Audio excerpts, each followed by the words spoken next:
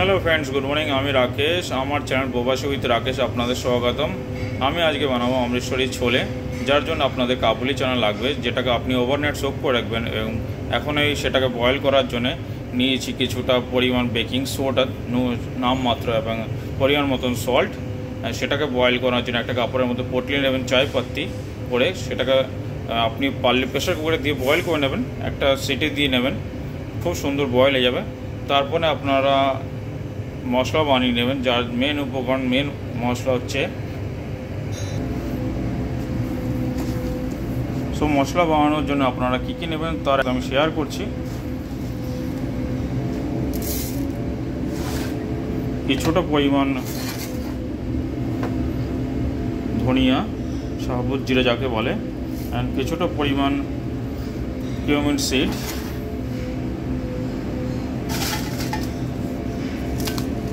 এখানে পারলে Kashmiri chilli use করুন, আমি নর্মাল রেড চিলি ইউজ করছি।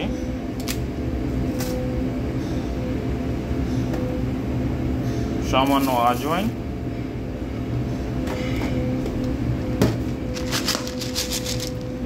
এবং কিছুটা গোলকি,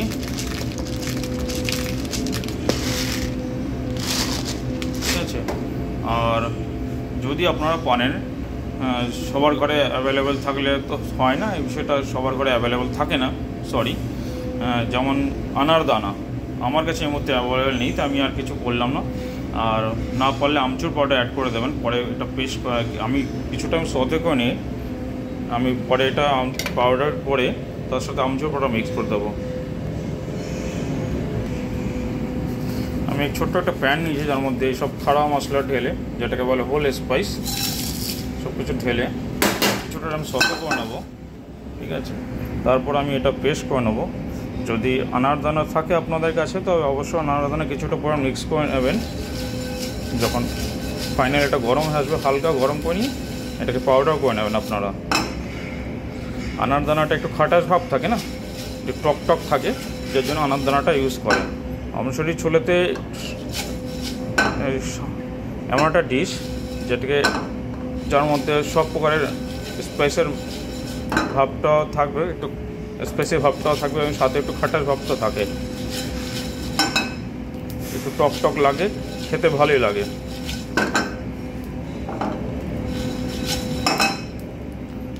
আপনারা শুনতেই পাচ্ছেন আওয়াজ কীভাবে হচ্ছে। এখন মশলাটা হালকা হালকা করে গরম হয়ে উঠছে।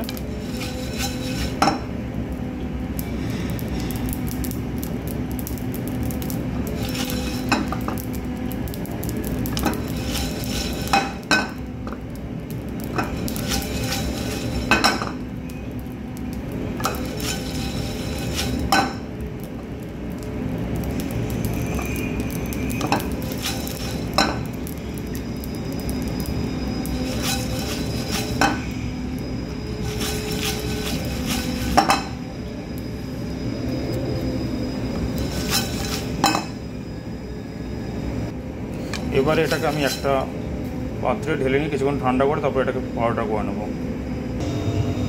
এখন আমি এর জন্যে অমৃতসরি ছোলে বানানোতে মশলা করার জন্য লাগবে অনিয়ন চপ, যেটা আমি এই মুহূর্তে চপ করে নিচ্ছি।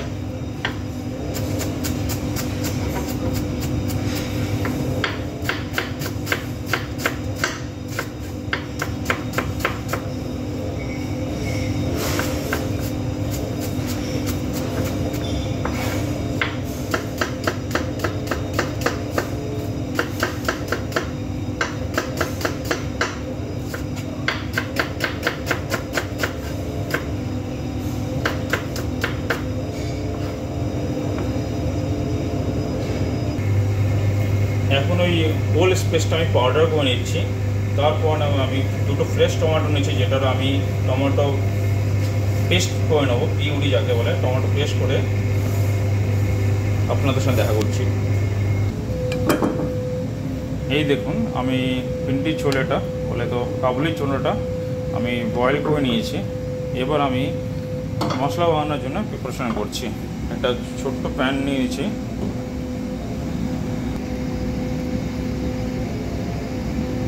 প্যানের মধ্যে অয়েল নিয়ে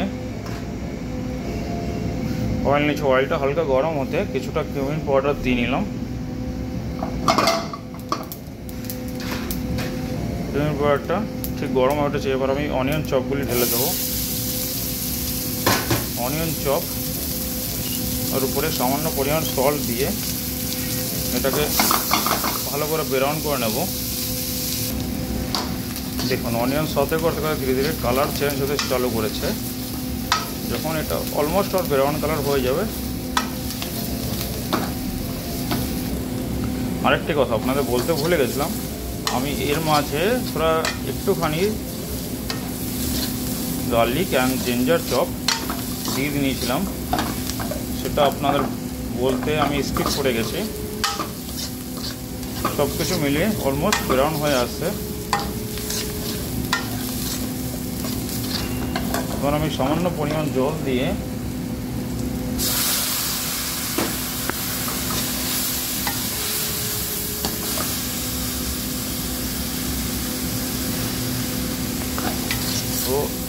রোস্ট করার যে মশলাটা বানিয়েছিলাম সেটা কিছু পরিমাণ ঢেলে নেব। রোস্ট করা মশলা কিছুটা পরিমাণ ঢেলে দিলাম। এগেন আমি সতে করছি। আরেকটি কথা, আপনাদের ঘরে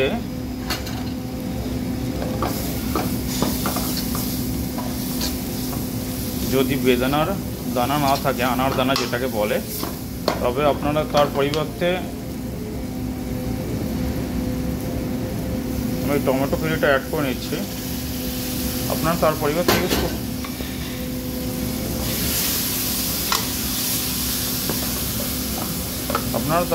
এটাও ইউজ করতে পারেন যে ঘরে আপনাদের তেঁতুল তো থাকে, হয়তো সাধারণ ঘরে সর্বদা তেঁতুল থাকে, তেঁতুল কিছুটা ভিজিয়ে সেই জলটাও অ্যাড করে দেবেন, তাতেও টকের ভাবটা পুরোপুরি চলে আসবে। আর চাট মশলাও পাওয়া যায়, সেটাও কিছুটা দিয়ে দেবেন, তার মাত্রাটা বুঝিয়ে দেবে।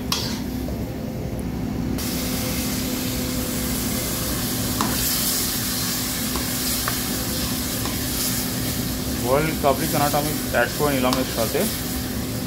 আপনাদের একটা জিনিস আমি সর্বদা বলি, এই যে আমি আমার প্রফেশনাল জায়গাতে ব্লগ বানানোর জন্য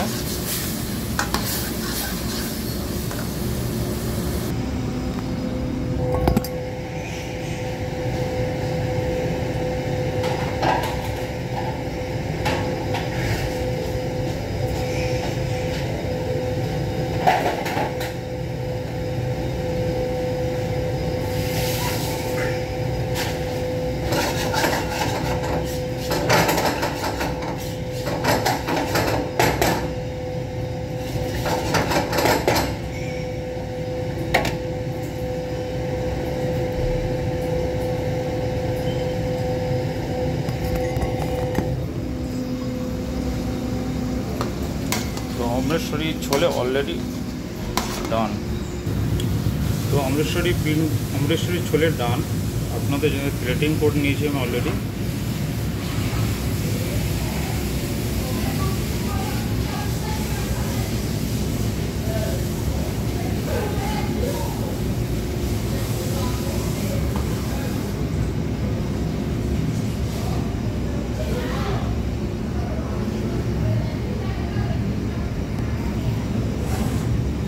এরকম করে আপনারা আপনাদের ঘরেও বানিয়ে নিতে পারেন। আশা করি আপনাদের খুব ভালো লাগবে খেতে।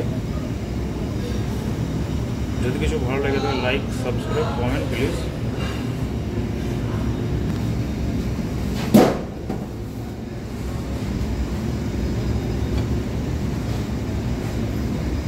मिल गया